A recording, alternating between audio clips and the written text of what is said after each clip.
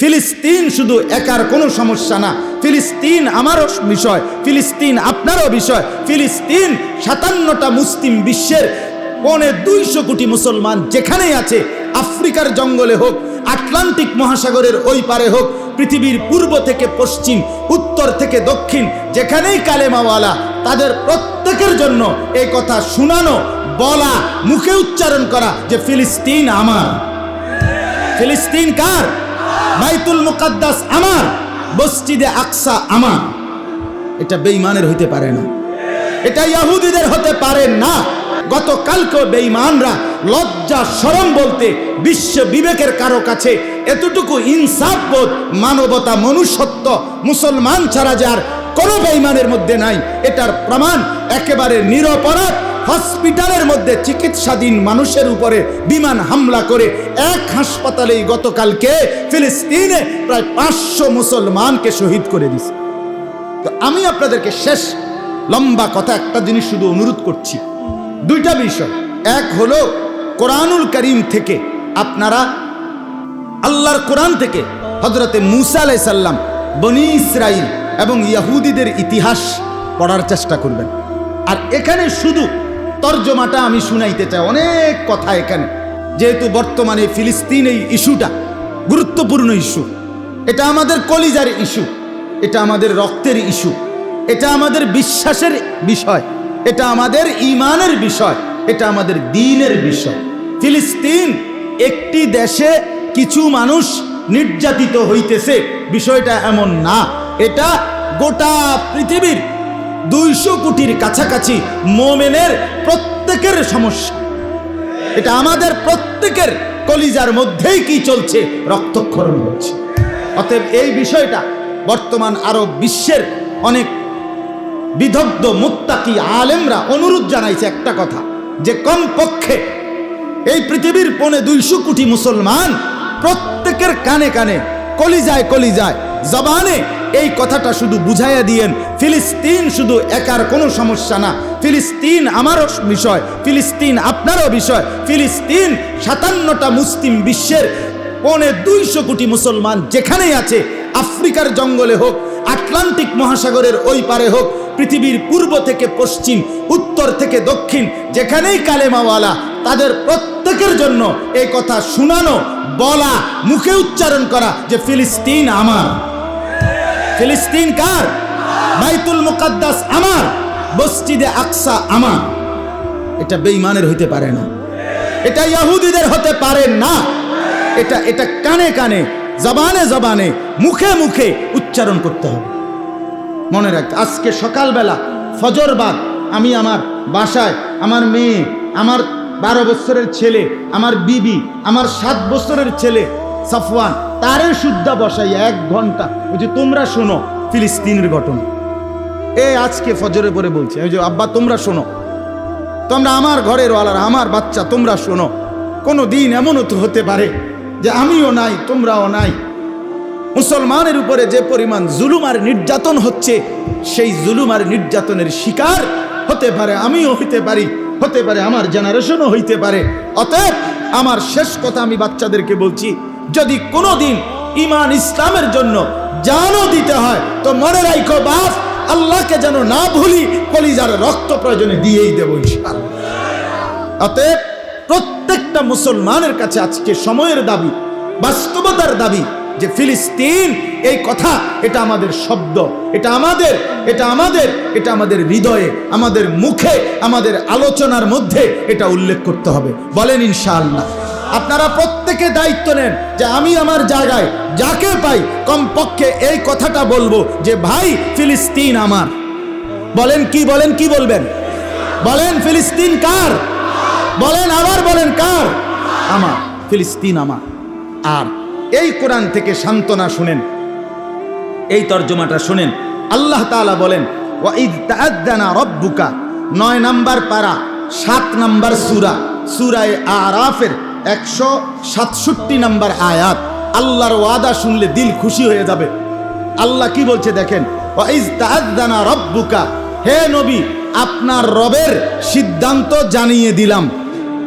আল্লাহ বলতেছে, লা ইয়াবআসান্না আলাইহিম ইলা ইয়াউমিল কিয়ামাতি মান ইয়াসুমুহুম সুআল আযাব, আমি আল্লাহর ওয়াদা কিয়ামত পর্যন্ত, ইলা ইয়াউমিল কিয়ামা, এ পুরা আয়াত না বুঝলো, ইলা ইয়াউমিল কিয়ামা এই কথাটা বুঝিননি, এটা যে কিয়ামত পর্যন্ত এই কথাটা বুঝছিনি। ওই যে পুরা সৌদি আরব পুরা সব না বুঝলো, আজানটা যে বাংলা দিছে এটা বুঝছেন তো, তাও এটা যে বাংলায় কইছে কিয়ামত এটা বুঝছেননি, অর্থাৎ কিয়ামত পর্যন্ত। আল্লাহ বলেন আমার ফয়সালা বন্ধু, লাইয়াবা আসান্না আলাইহিম, আমি আল্লাহ কিয়ামত পর্যন্ত আমার মনোনীত বান্দাদের মধ্য থেকে এমন একটি দল, এমন একদল ব্যক্তি, এমন একটি দলকে পাঠাইতেই থাকব, যারা এই ইহুদিদেরকে সর্বোচ্চ কঠিন মর্মান্তিক শাস্তি আযাব দিতেই থাকবে, দিতেই থাকবে, দিতেই থাকবে। এটা আল্লাহর ওয়াদা, ইলা ইয়াউমিল কিয়ামাতি মান ইয়াসুমুহুম সুআল আযাব।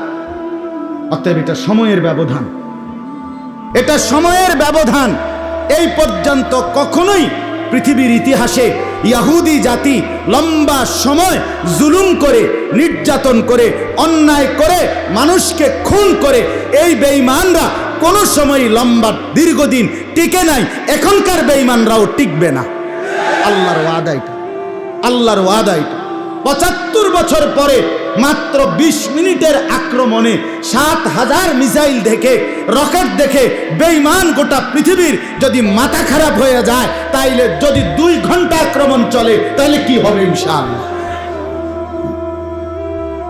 কোন সন্দেহ, মোমেনের রক্ত ইনশাআল্লাহ, মোমেনের রক্তের উপরে ঈমানের গাছ উঠবে, মুসলমানের মজলুমের রক্তের উপরে ইসলামের বিজয়ের নিশান পতাকা উড়বে ইনশাআল্লাহ। এই জন্য আল্লাহর ওয়াদা। আল্লাহ বলেন বন্ধু আমি জানিয়ে রাখলাম, ইহুদি, এটা ইহুদিদের ব্যাপারে আয়াত, একেবারে স্পষ্ট আয়াত, লা ইয়াবআসান্না আলাইহিম ইলা ইয়াউমিল কিয়ামা, কিয়ামত পর্যন্ত আমি এমন দল রাখবো, এমন গ্রুপ বানাবো যারা এই ইহুদিদেরকে কঠিন শাস্তি দিবে, কঠিন শাস্তি দিবে। ইন্না রাব্বাকা লাসারিউল ইকাব, নিশ্চয়ই আপনার আল্লাহ ভীষণ দ্রুত শাস্তি গ্রহণকারী, খুব দ্রুত শাস্তি দিবে। ওয়া ইন্নাহু লাগাফুরুর রাহিম। এরপরে আল্লাহ বলে বন্ধু মজলুম যারা, তাদেরকে আল্লাহ তাআলা ক্ষমাও করে দিবে, দয়াও করবে, কোনো সন্দেহ। এজন্য যারা জান দিচ্ছে, যারা বিপদগ্রস্ত, যারা শহীদ, যারা আহত, যারা নিহত, যে মা চোখের পানি ফেলছে অঝরে, যেই বাচ্চার বুক খালি হয়ে গেছে, যেই বাচ্চা হাসপাতালে, গতকালকে বেঈমানরা লজ্জা শরম বলতে বিশ্ব বিবেকের কারো কাছে এতটুকু ইনসাফ বোধ, মানবতা, মনুষ্যত্ব মুসলমান ছাড়া যার কোনো বেঈমানের মধ্যে নাই, এটার প্রমাণ একেবারে নিরপরাধ হসপিটালের মধ্যে চিকিৎসাধীন মানুষের উপরে বিমান হামলা করে এক হাসপাতালেই গতকালকে ফিলিস্তিনে প্রায় 500 মুসলমানকে শহীদ করে দিছে। কতটা নির্লজ্জ, কতটা বেহায়া, যে এমন জালেমকে আল্লাহ তাআলা শাস্তি দেবেনই দেবেন ইনশাআল্লাহ। বলেন ইনশাআল্লাহ। আল্লাহ তাআলা আমাদেরকে হিম্মত দান করেন। আমি আপনাদের কাছে আল্লাহ তাআলার ওই কথাটাই শুনাই দিলাম। এই আয়াত আমাদের সান্ত্বনা। আল্লাহ বলছে আমি বানাবো, আমি লোক দেব, বান্দা ঘাবড়াইও না, এই বেঈমান করে শায়েস্তা করার মতো লোক আমি আল্লাহ দেবই, দেবই, উপযুক্ত দেব। ৭৫ বছর 1948 সালে ইসরায়েল তাদের এই অবৈধ, এই জারজ রাষ্ট্র 1948 ইংরেজিতে তারা ঘোষণা দিছিল। তারপরে আজকে 2023 পর্যন্ত এই ৭৫ বছর ফিলিস্তিনের মজলুম মুসলমান একদিনও ছাড়ে নাই। ফিলিস্তিনের মুসলমান যুদ্ধ করেই যাচ্ছে, মুসলিম যোদ্ধারা লড়াই করছেই। ৭৫ বছর পরে 20 মিনিটের এই আক্রমণে পুরা ইসরায়েলের সমস্ত রাডার, তাদের সবচেয়ে শক্তিশালী তথ্য প্রযুক্তি, আয়রন ডোম সব বিকল হয়ে গেছে, সব অচল হয়ে গেছে। আর আল্লাহ তাআলা এটা ফয়সালা, মুমিনের বিজয় আল্লাহ দেবেনই দেবেন ইনশাআল্লাহ। অতএব আমি আর লম্বা বাকিটা বলছি না, আপনারা পড়ে নেবেন। 167 নাম্বার আয়াত, আমি শুধু তর্জমা বলছি। অতএব আজকে আপনাদের কাছে অনুরোধ, দিল থেকে, কলিজার ভেতর থেকে মজলুম মুসলমানের জন্য দোয়া করবেন, বলেন ইনশাআল্লাহ। এবং বলবেন কোন সবক, যে ফিলিস্তিন আমার, ফিলিস্তিন কার? আমার। মসজিদ আকসা সেই মসজিদ যেটা আমাদের প্রথম কেবলা, যেটা আমাদের কেবলা। কোরআনে স্পষ্ট এই ফিলিস্তিনের মসজিদের নাম কোরআনে আছে, সুবহানাল্লাযী আসরা বিআবদিহি লাইলাম মিনাল মসজিদিল হারাম ইলাল মসজিদিল আকসা। এটাই মসজিদ আকসা। এখানে আমাদের নবী মেরাজের রাতে ১৬ লাখ আম্বিয়াকে নিয়ে আল্লাহর নবী সেজদা করছেন। যেই মসজিদে সমস্ত নবীদের সেজদা, সেটা বেঈমান নিয়ে নিবে। আমরা ২৫০ কোটি মুসলমান বেঁচে থাকতে আমরা এটা মানি না, আমরা এটা মানি না। কিভাবে কি হবে, কিভাবে আমরা আমাদের জন্য আমরা আমাদের কুরবানি কিভাবে দিতে পারি? রাত গভীরে আল্লাহর কাছে বলেন, আমাদের আল্লাহই আমাদের একমাত্র উত্তম ফয়সালা করেন, ঠিক কিনা? আমাদের কেউ নাই, আমাদের জাতিসংঘ নাই, আমাদের কোনো দোস্ত নাই, আমাদের পৃথিবীর কেউ নাই, আমাদের একজনই, তিনি আমাদের আল্লাহ।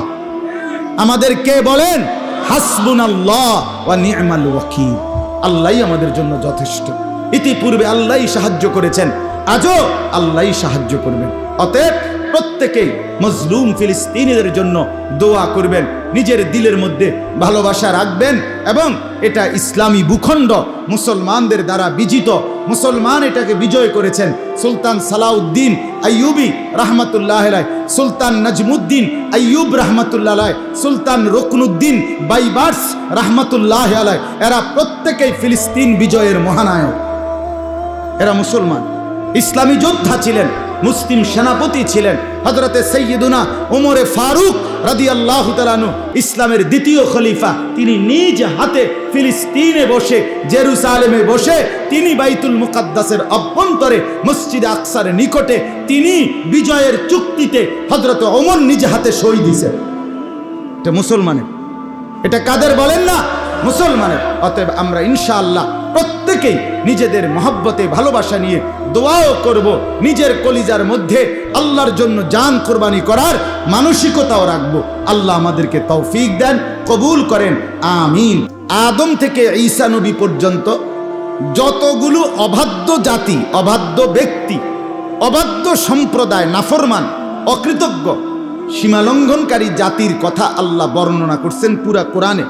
তন্মধ্যে সবচেয়ে বেশি বাড়াবাড়ি, সীমালঙ্ঘনকারী, অবাধ্য, নাফরমান যে জাতি সবচেয়ে বেশি কষ্ট দিছে, আল্লাহর হুকুমের নাফরমানি করছে বারবার, তারাই হলো আজকের এই অভিশপ্ত ইহুদি জাতি। এই বর্বররা, এই বেঈমানরা যন্ত্রণা শুধু আজকে দিচ্ছে এটা না, এরা একেবারে শুরু থেকে, যেদিন থেকে তাদের সম্প্রদায় শুরু, সেই থেকে তারা, হযরতে ইয়াকুব আলাইহিস সালাম উল্লেখযোগ্যভাবে ওনার থেকেই ধরা হয়। ইয়াকুব আলাইহিস সালাম, ইউসুফ আলাইহিস সালাম, এরপরে এদেরই পরিক্রমায় হযরত ইব্রাহিম আলাইহিস সালাম, ইব্রাহিম আলাইহিস সালামের সন্তান হযরতে ইসহাক আলাইহিস সালাম, হযরতে ইসহাক আলাইহিস সালামের বংশধর হলো এই বনি ইসরাইল। হাজার হাজার নবী এই বনি ইসরাইল, এদেরই পরিক্রমায় হযরত মুসা আলাইহিস সালাম, হযরত ঈসা আলাইহিস সালাম, এই বনি ইসরাইলদের নবী। এই বনি ইসরাইল সেই ইয়াকুব আলাইহিস সালাম থেকে শুরু। এই ইয়াকুব আলাইহিস সালাম থেকে নিয়ে এই পর্যন্ত সর্বযুগে সবচেয়ে বেশি আল্লাহর নাফরমানি, পৃথিবীতে সবচেয়ে বেশি অনর্থ, দুষ্টামি, হাঙ্গামা, বিশৃঙ্খলা, ফিতনা, ফাসাদ, আহাজারি, সন্ত্রাস, খুন, অনিয়ম, বিশৃঙ্খলা সবচেয়ে বেশি করছে এই বেঈমান। এই জন্য এই কোরআনুল কারীমে সবচেয়ে বেশি বর্ণনা এই ইহুদিদের অবাধ্যতার কথা। হযরত মুসা আলাইহিস সালামকে আল্লাহ তাআলা সবচেয়ে বড় নবী, তাদের মুসা নবী, যাকে আল্লাহ তাআলা পুরা বনি ইসরাইলের নবী বানাইছিলেন, এবং উনি দীর্ঘ সময় পর্যন্ত তাদের সংশোধনের জন্য দিবা রাত্রি মেহনত করছেন। কিন্তু এরা মুসা নবী এবং তার পরবর্তী প্রত্যেক নবীকে জ্বালাইয়া কইলা কইলা করে নিছে, একেবারে কইলা কইলা করেছে। এমন কোন যন্ত্রণা বাকি নাই এরা করেনি। এই ইহুদিরা। এই জন্য কোরআনুল কারীমে সবচেয়ে বিস্তারিত বর্ণনা, কোরআনুল কারীমে কোন নবীর আলোচনা সবচেয়ে বেশি? মূসা নবীর আলোচনা। কোন নবীর বলেন না? কোরআনের সবচেয়ে বেশি আলোচনা হলো মূসা নবীর আলোচনা। মূসা নবীর কওম এই বনি ইসরাইল, যাদের থেকেই ইহুদি, এই তাওরাতের অনুসারী। তারা নামে তাওরাতের অনুসারী, তো মূল তাওরাত যেটা নবীর উপরে নাজিল হয়েছিল তুর পাহাড়ে 40 দিন অবস্থানের পরে, সেই মূল তাওরাত তারা আপনার বিকৃত করে, রদবদল করে, যা মন চায় তা এটার মধ্যে বাড়াইয়া কমাইয়া এটার একেবারে তছনছ করে ফেলছে, তছনছ করে ফেলছে। আজকের পৃথিবীতে মূল তাওরাতের কোনো কপি, সাতবক জমিনের নিচেও নাই। পৃথিবীর কোনো ইহুদির কাছে, খ্রিস্টানদের কাছে তাওরাত ইনজিলের মূল কোনো কপি, যেটা নবীর উপরে নাজিল হয়েছে, ওই সময়ের লিখিত সংরক্ষিত এমন কোনো কপি নাই।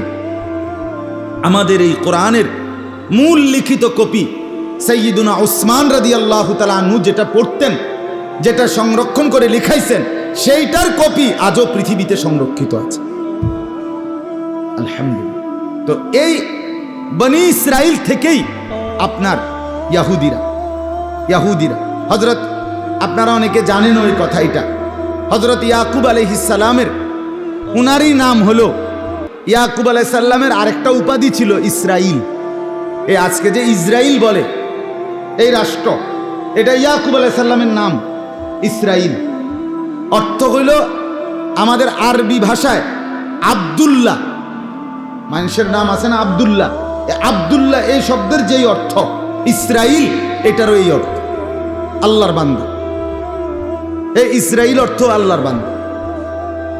আর ইয়াকুব আলাইহিস সালামের যেই 10 ছেলে আপনার ইউসুফ আলাইহিস সালামকে কূপে ফেলে দিছে, আপনারা জানেন না? এখানে একজন ছেলের নাম ছিল ইয়াহুদা। ইয়াকুব আলাইহিস সালামের এই 10 ছেলের, মানে যার পরামর্শে হত্যা না কইরা কূপে ফেলাইছে, এই বড় ভাই ইয়াহুদা।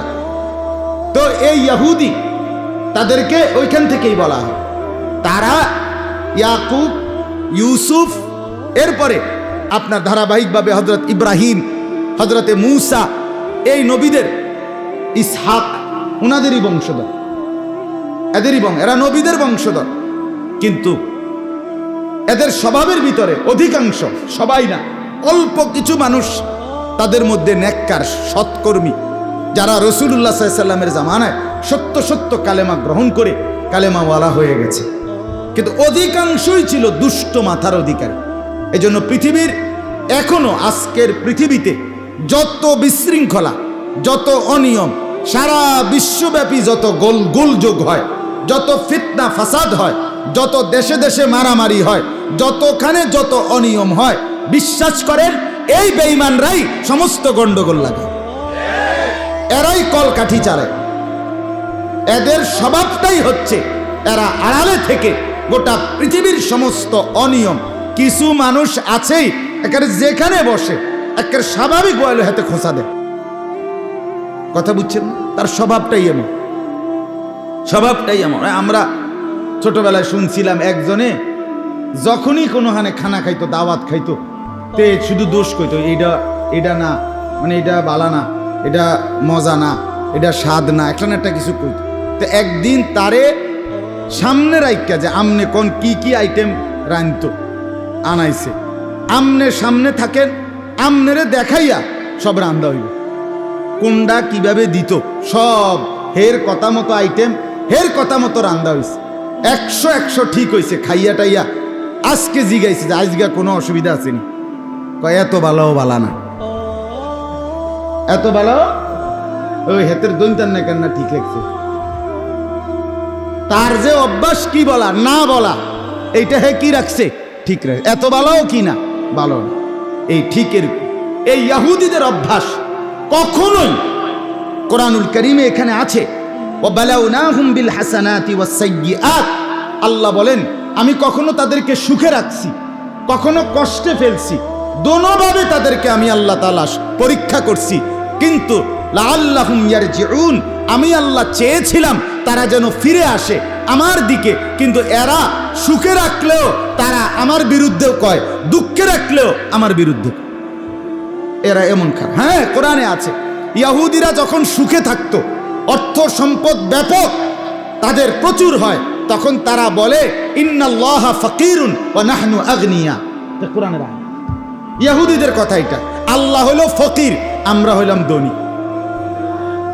এরপরে যখন দুঃখে রাখে, আযাব, মুসিবত, নির্যাতন, জুলুম তাদের উপরে যখন কাউরি দিয়া করায়, তারা যখন নিশ্চিহ্ন হয়ে যায় আর ভিক্ষা করে, অর্থবিত্ত থাকে না, তখন বলে ইয়াদুল্লাহি মাগলুলা, আল্লাহর হাত ছোট হইয়া গেছে, ওনার আগের মতো নাই হবার কাছে। বলল নি দিলে কয় আল্লাহ ফকির, আমরা ধনী। না দিলে বলে আল্লাহ এখন দেয় না, আল্লাহর দ্বারে নাই করতে দিব। আল্লাহ বলেন এই হলো তাদের অভ্যাস।